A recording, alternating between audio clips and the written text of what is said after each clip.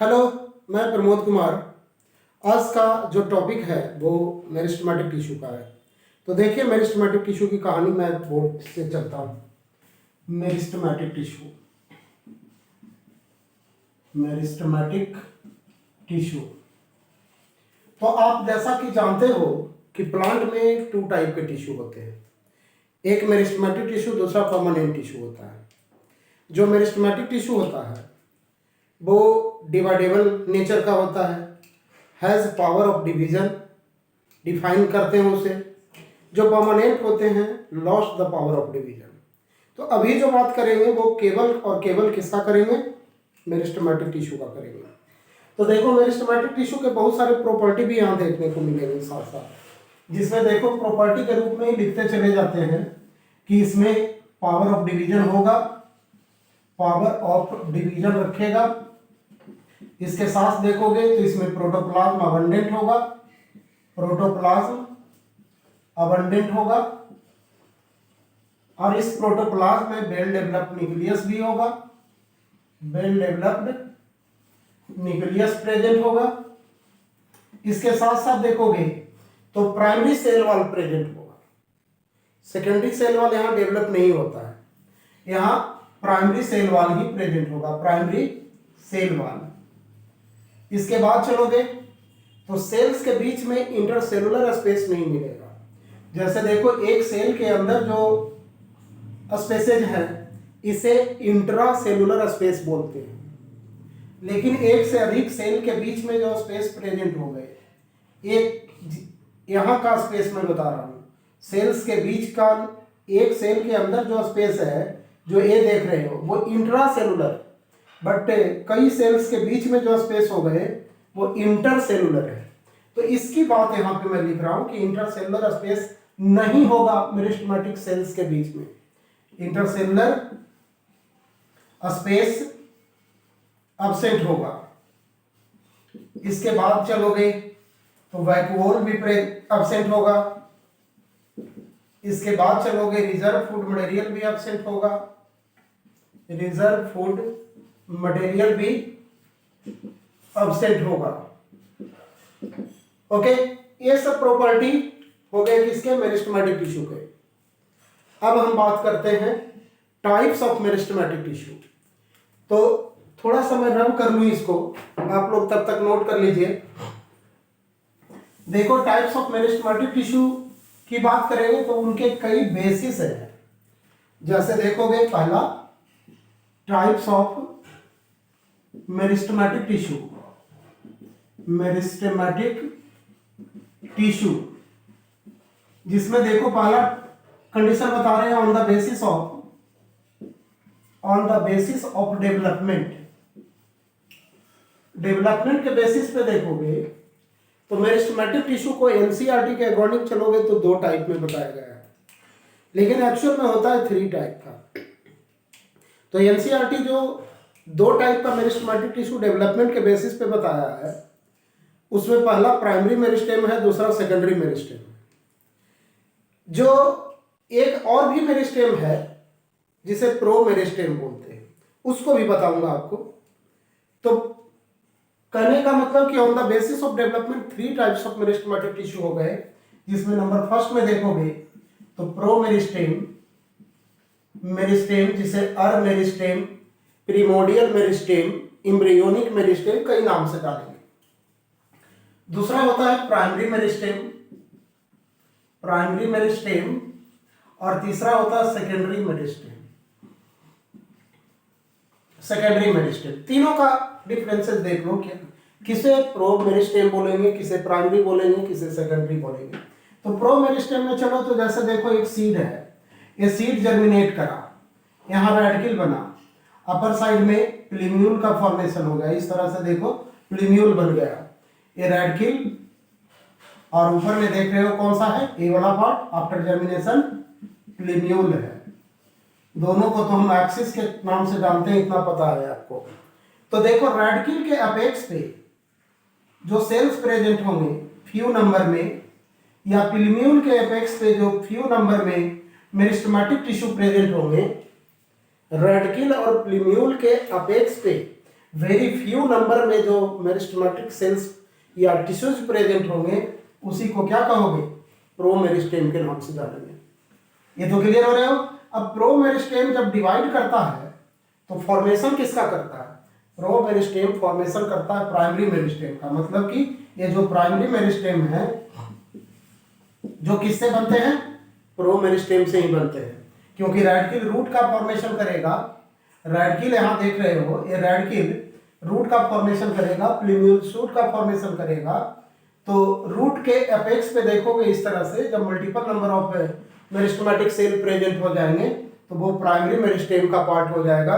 इसी तरह से शूट की बात करोगे, स्टेम की बात करोगे, तो इसके भी एपेक्स पे multiple number of meristematic tissue present हो जाएगा, तो वो भी किसका पार्ट होगा, प्राइमरी मेरिस्टेम का। मतलब प्राइमरी मेरिस्टेम एक तो पता चला कि डेवलप किससे हो रहा था, प्रो मेरिस्टेम से। मैंने यहाँ बता दिया कि प्रो मेरिस्टेम से प्राइमरी मेरिस्टेम डेवलप कर रहा है। और मिलता कहाँ है, तो एपेक्स ऑफ रूट पे मिलेगा, apex of root and apex of stem, apex of stem पे मिलेगा। ये प्राइमरी मेरिस्टेम हो गया।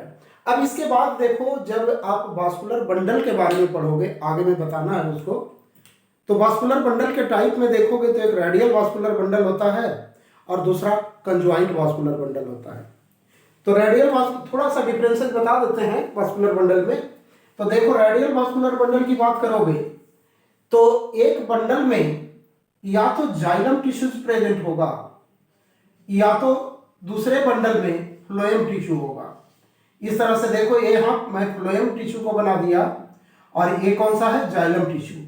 एक बंडल में केवल जाइलम टिश्यू प्रेजेंट है और एक बंडल में केवल फ्लोएम टिश्यू प्रेजेंट है, और दोनों अलग अलग रेडियस पे प्रेजेंट है, अल्टरनेटली अरेंज है। देखो यहाँ जाइलम है, फ्लोएम है, जाइलम है, फ्लोएम है, जाइलम है, फ्लोएम है।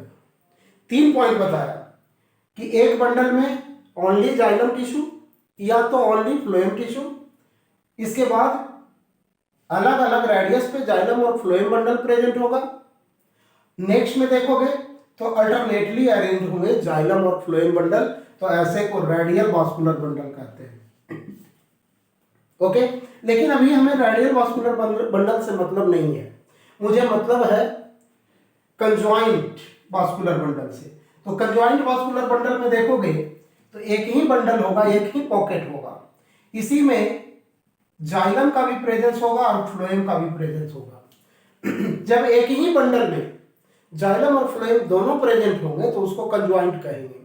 और साथ साथ इसी बंडल में जाइलम और फ्लोएम का रेडियस भी सिमिलर होगा। देखो ना, एक लाइन में जाइलम फ्लोएम टिश्यू दोनों प्रेजेंट हो रहे हैं, तो इसको हम कहते हैं कोलैटरल वास्कुलर बंडल। और कोलैटरल वाले में जाइलम और फ्लोएम के बीच में कुछ कैम्बियम का प्रेजेंस हो जाता है, जिसको कहते हैं हम इंट्रा फासिकुलर कैम्बियम, फासिकुलर कैम्बियम, या तो डायरेक्ट इसको बोल सकते हैं फासिकुलर कैम्बियम, फासिकुलर कैम्बियम। ओके, तो ये जो जाइलम और फ्लोएम के बीच में जो इंट्रा फासिकुलर कैम्बियम या फासिकुलर कैम्बियम प्रेजेंट है, इसका पोजीशन लैटरल होता है।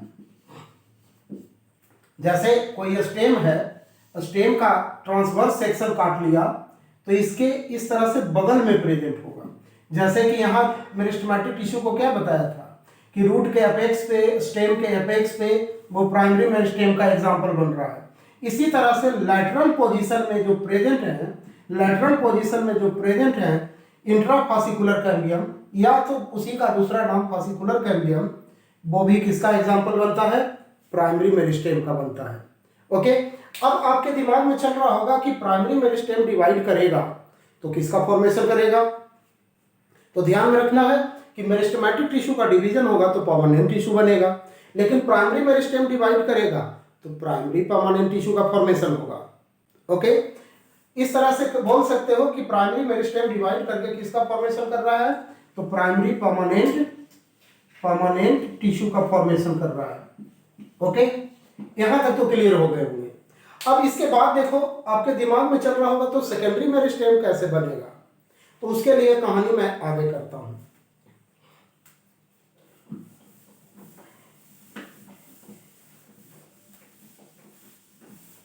अब देखो सेकेंडरी मेरिस्टेम की बात करता हूं। सेकेंडरी मेरिस्टेम, तो जो सेकेंडरी मेरिस्टेम होगा उसको समझने के लिए फिर से हम प्राइमरी मेरिस्टेम के पास चलते हैं। तो देखो यहाँ प्राइमरी मेरिस्टेम है, ये प्राइमरी मेरिस्टेम डिवाइड करा तो किसका फॉर्मेशन करा, तो प्राइमरी परमानेंट टिश्यू का। पीटी लिख दिया परमानेंट टिश्यू के लिए, 1 डिग्री प्राइमरी के लिए। तो प्राइमरी मेरिस्टेम डिवाइड करके प्राइमरी परमानेंट टिश्यू का फॉर्मेशन करा, तो इस प्रोसेस को हम क्या करते हैं, डिफरेंशिएशन के नाम से जानते हैं। डिफरेंशिएशन मतलब डिफरेंशिएशन के बारे में डिफिनेशन पूछा जाएगा तो सिंपल बताओगे कि when primary meristem divide to form primary permanent tissue, this process is known as differentiation. अब प्राइमरी परमानेंट टिश्यू का कुछ एग्जांपल तो होगा ना, तो एग्जांपल के रूप में देखोगे प्राइमरी परमानेंट टिश्यू का, तो पैरेनकाइमेटस टिश्यू मतलब पैरेनकाइमा की बात करोगे, कोलेनकाइमा की बात करोगे। इसके साथ साथ पैरेनकाइमा का भी बहुत सारा टाइप होता है, जिसमें कि क्लोरेनकाइमा, इसके साथ साथ एरेनकाइमा, ये सब एग्जाम्पल किसके हो गए, प्राइमरी परमानेंट टिश्यू का। इसी तरह से दूसरा देखोगे कि प्राइमरी परमानेंट टिश्यू, ये जो प्राइमरी परमानेंट टिश्यू ये सब जो एग्जांपल लिखा है वो सम टाइम क्या होता है, रिजुविनेट होकर के या डी डिफरेंशिएट होकर के। इस प्राइमरी परमानेंट टिश्यू का some time in plant body dedifferentiation होता है। डी डिफरेंशिएशन या तो इसी को बोल सकते हो रिजुविनेशन। तो ये परमानेंट टिश्यू है। अब परमानेंट टिश्यू का डी डिफरेंशिएशन हुआ तो ये फिर से मेरिस्टेमेटिक टिश्यू में बदल जाएगा, मेरिस्टेम में बदल जाएगा। तो जब प्राइमरी परमानेंट टिश्यू फिर से मेरिस्टेम में बदल गया डी डिफरेंशिएट होकर के, तो इसी मेरिस्टेम को क्या बोलोगे, सेकेंडरी मेरिस्टेम। देखो प्राइमरी मेरिस्टेम से प्राइमरी परमानेंट टिश्यू बना, लेकिन प्राइमरी परमानेंट टिश्यू किसको बनाया, सेकेंडरी मेरिस्टेम को। किस प्रोसेस के द्वारा, डी डिफरेंशिएशन प्रोसेस के द्वारा। अब बात आती है यहाँ पे कि सेकेंडरी मेरिस्टेम का एग्जाम्पल कौन बनता है, तो सेकेंडरी मेरिस्टेम का एग्जाम्पल के रूप में देखोगे तो इंटरफासिकुलर कैम्बियम।